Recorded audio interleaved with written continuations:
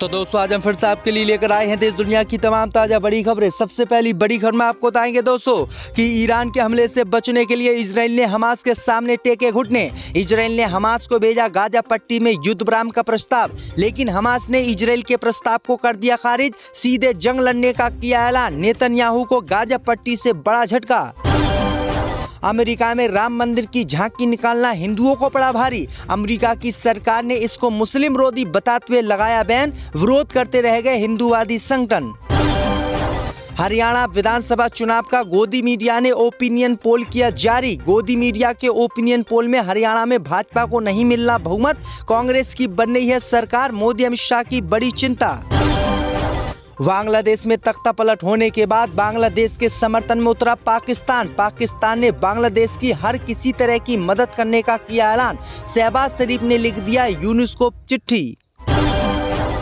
Israeli सेना से तनाव के बीच इजरायल की सेना ने हिजबुल्लाह के हथियार भंडार पर किया हमला। 10 लोग की हुई मौत। तो भड़का हिजबुल्लाह इजरायल से बदला लेने का किया ऐलान। आरजीकर अस्पताल में तोड़फोड़ की घटना में 100 करोड़ रुपए का हुआ अस्पताल को नुकसान, ममता बनर्जी ने किया दावा। तो दोस्तों सभी खबरों को आपको एक एक कर बताने वाले हैं। वीडियो को लाइक कर चैनल को सब्सक्राइब कर दें। इसी बीच पर तो दोस्तों अगली खबर की ओर। तो ईरान के हमले से बचने के लिए हमास के सामने इजराइल ने टेके घुटने। युद्ध विराम का भेजा प्रस्ताव, हमास ने मानने से किया इनकार।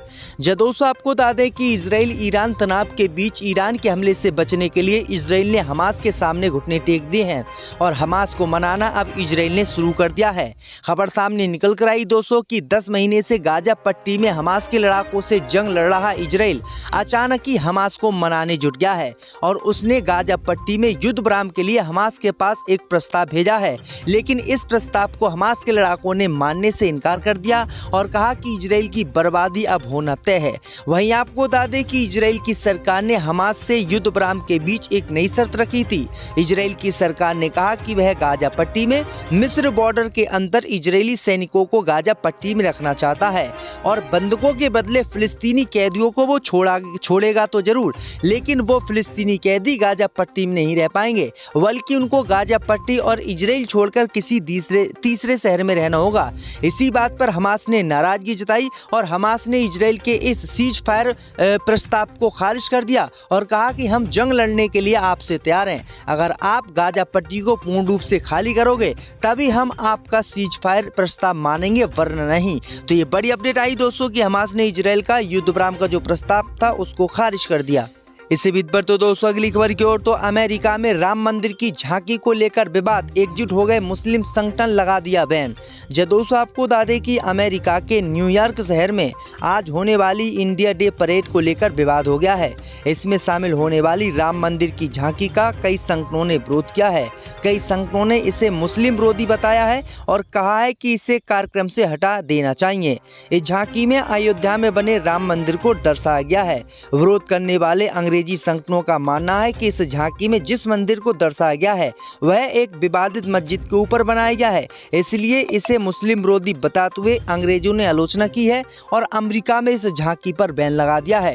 हिंदूवादी संगठनों ने भतेरी मांग की थी कि उनकी झांकी को निकलने दिया जाए, लेकिन अंग्रेजों ने इस झांकी को निकालने से इनकार कर दिया है और कहा है कि आप कोई भी झांकी बनाइए, लेकिन राम मंदिर की झांकी हम अमेरिका में नहीं निकलने देंगे। इससे अमेरिका की छवि खराब होगी और ये झांकी मुस्लिम विरोधी है, क्योंकि भारत के अयोध्या में बाबरी मस्जिद तोड़कर ये मंदिर बनाया गया है। इसी बीच पर तो दोस्तों अगली खबर की ओर। तो बांग्लादेश में तख्ता पलट होने के बाद पाकिस्तान ने हर तरीके की मदद बांग्लादेश की करने का किया ऐलान।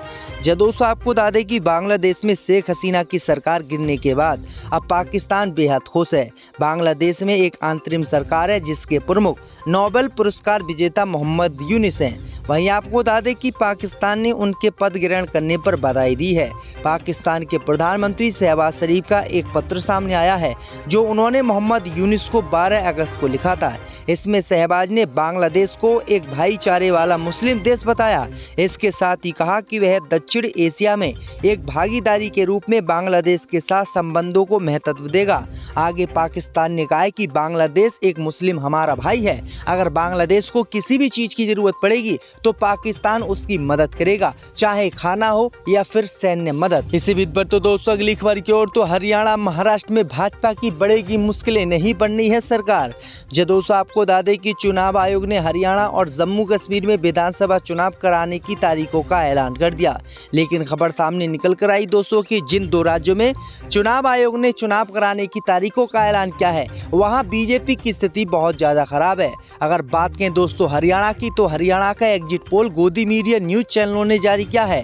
इस न्यूज चैनलों के सर्वे के मुताबिक हरियाणा में भाजपा की सरकार इस बार बनती हुई दिखाई नहीं दे रही है और भाजपा को बहुमत भी नहीं मिला है। इस बार कांग्रेस पार्टी की पूर्ण बहुमत की सरकार बनती हुई गोदी मीडिया ने हरियाणा में दिखाई है, जो भाजपा के लिए बड़ा झटका माना जा रहा है। दरअसल आपको बता दें कि हरियाणा में 90 विधानसभा की सीटें हैं और भाजपा के गठबंधन को मात्र 35 से 32 सीटें मिल सकती हैं, जबकि कांग्रेस को 37 से 42 सीटें मिल रही हैं और जेजेपी को 3 से 8 सीटें मिल रही हैं और अन्य दलों को 7 से 12 सीटें मिल सकती हैं। अगर बात करें दोस्तों तो इस बार कांग्रेस पार्टी बहुमत के करीब है, जबकि जो बीजेपी 5-10 साल से सरकार वहां चला रही है वो बहुमत से बहुत दूर है। यानी हरियाणा में कांग्रेस पार्टी की पूर्ण बहुमत की सरकार बनेगी और मतदान होने से पहले ही जो है गोदी मीडिया के चैनलों ने इसको लेकर एक ओपिनियन पोल भी जारी कर दिया है। इससे बीत बढ़ते दोस्तों अगली खबर की ओर, तो इजरायली सेना ने हिजबुल्लाह के हथियार भंडार पर किया हमला, 10 लोगों के मारे जाने की खबर।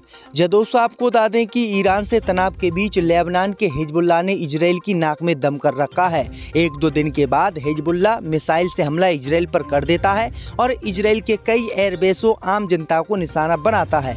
इसमें इजराइल को करोड़ों रुपए का नुकसान होता है। अब खबर सामने निकल कर आई दोस्तों कि इजराइल ने इसी हमले से बचने के लिए आज हिजबुल्लाह के सैन्य यानी हथियार भंडार पर हमला किया है। इस हमले में लगभग 10 लोगों के मारे जाने की खबर है। वहीं आपको बता दें कि इस हमले के बाद तनाव और बढ़ गया है। एक तरफ हमास से इजराइल लड़ रहा है, दूसरी तरफ ईरान से उसका तनाव है और तीसरी तरफ अब हिजबुल्लाह जो लेबनान का है उससे भी तनाव इजराइल का चरम पर पहुंच गया है। हिजबुल्लाह ने कहा है कि वो हर कीमत पर इस हमले का भी बदला लेगा। इससे पहले भी हिजबुल्लाह ने इजराइल पर मिसाइलें दागी थी, जिसमें इजराइल के कई एयरबेस तबाह भी हो गए थे। इससे बीत बढ़ते दोस्तों अगली खबर की ओर, तो ममता बनर्जी ने किया पश्चिम बंगाल में दावा, आरजीकर अस्पताल में तोड़फोड़ की घटना में 100 करोड़ रुपए का नुकसान। जो दोस्तों आपको बता दें कि पश्चिम बंगाल की मुख्यमंत्री ममता बनर्जी ने दावा किया है कि करीब 40 लोगों के ग्रुप ने आरजीकर अस्पताल में घुसकर इमरजेंसी विभाग, नर्सिंग यूनिट और मेडिकल स्टोर में तोड़फोड़ की। ममता बनर्जी ने दावा किया है कि हंगामा और तोड़फोड़ की घटना में लगभग 100 करोड़ रुपए का नुकसान अस्पताल को हुआ है। बता दें कि भीड़ ने उस मंच पर भी तोड़फोड़ की जहां जूनियर डॉक्टर एक ट्रेनी महिला डॉक्टर के रेप और मर्डर के खिलाफ प्रदर्शन कर रहे थे और सुरक्षा की मांग कर रहे थे। वहीं सीएम ममता ने आरजीकर अस्पताल में एक ट्रेनी डॉक्टर के साथ रेप और मर्डर के मामले की जांच के लिए पुलिस की समय सीमा तय की थी। उन्होंने कहा था कि अगर पुलिस ने 18 अगस्त तक जांच पूरी नहीं की तो केस सीबीआई को सौंप दिया जाएगा। हालांकि उससे पहले ही कलकत्ता हाईकोर्ट ने इस मामले की जांच सीबीआई को सौंप दी। इसी बीच बढ़ते दोस्तों अगली खबर की ओर, तो जम्मू कश्मीर में विधानसभा चुनावों की तारीखों के ऐलान के बाद गद्दार गुलाम नबी आजाद को झटका, पूर्व मंत्री ने छोड़ी पार्टी, अब करेंगे घर वापसी। दोस्तों आपको बता दें कि जम्मू कश्मीर में विधानसभा चुनावों की तारीखों के ऐलान के बाद कांग्रेस पार्टी से धोखा देकर अलग पार्टी बनाने वाले गुलाम नबी आजाद को बड़ा झटका लगा है। दरअसल आपको बता दें कि उनकी पार्टी डीपीएपी से इस्तीफा देने की घोषणा एक पूर्व मंत्री ताज मोहम्मदीन ने की है। दरअसल आपको बता दें कि जम्मू कश्मीर के पूर्व मंत्री ताज मोहिद्दीन ने शनिवार को गुलाम नबी आजाद की पार्टी को छोड़ने की घोषणा की है। उन्होंने कांग्रेस में फिर से शामिल होने के लिए कदम उठाया है। मोहिद्दीन ने फोन पर पीटीआई को बताया है कि मैंने डीपीएपी से पार्टी से इस्तीफा दे दिया है। उन्होंने कहा है कि वह कांग्रेस के साथ 4 दशकों से अधिक समय से जुड़े रहे थे और कुछ दिनों में कांग्रेस में वो फिर से शामिल होंगे। तो ये बड़ी अपडेट आई दोस्तों कि जम्मू कश्मीर में विधानसभा चुनाव के ऐलान के बाद ही जो नई पार्टियां हैं उनको लोग छोड़ रहे हैं। इसी बीच पर तो दोस्तों अगली खबर की ओर, तो हरियाणा में बीजेपी के विरोध में उतरे राकेश टिकैत, बोले हरियाणा का उधार उतारने का समय आ गया है, पलटा लगवा कर लो बदला। दोस्तों आपको बता दें कि हरियाणा में विधानसभा चुनावों की तारीखों के ऐलान के बाद ही राकेश टिकैत एक्टिव हो गए हैं। राकेश टिकैत हरियाणा में खुलकर बीजेपी के विरोध में उतर आए हैं और उन्होंने हरियाणा में बीजेपी की सरकार गिराकर नई सरकार बनाने के लिए किसानों से आह्वान किया है।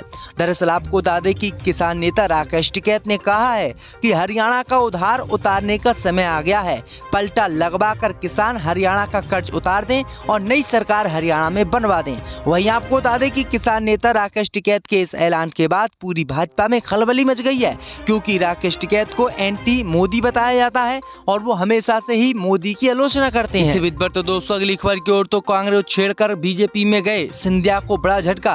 हाथ से विमान मंत्रालय गया तो ग्वालियर से उड़ानें हुई बंद।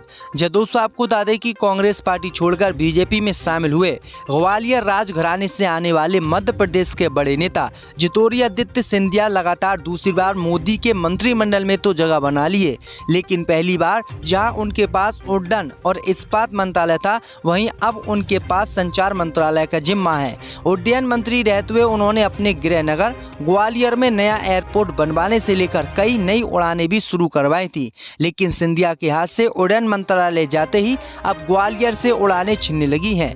देश की एकमात्र सरकारी एयरलाइंस एयर ने इसी क्रम में ग्वालियर से रुखसत ले ली है। कंपनी ने ग्वालियर से अपनी सभी उड़ानें बंद करने के साथ ही अपनी बुकिंग वेबसाइट के चार्ट से भी ग्वालियर का नाम हटा दिया है।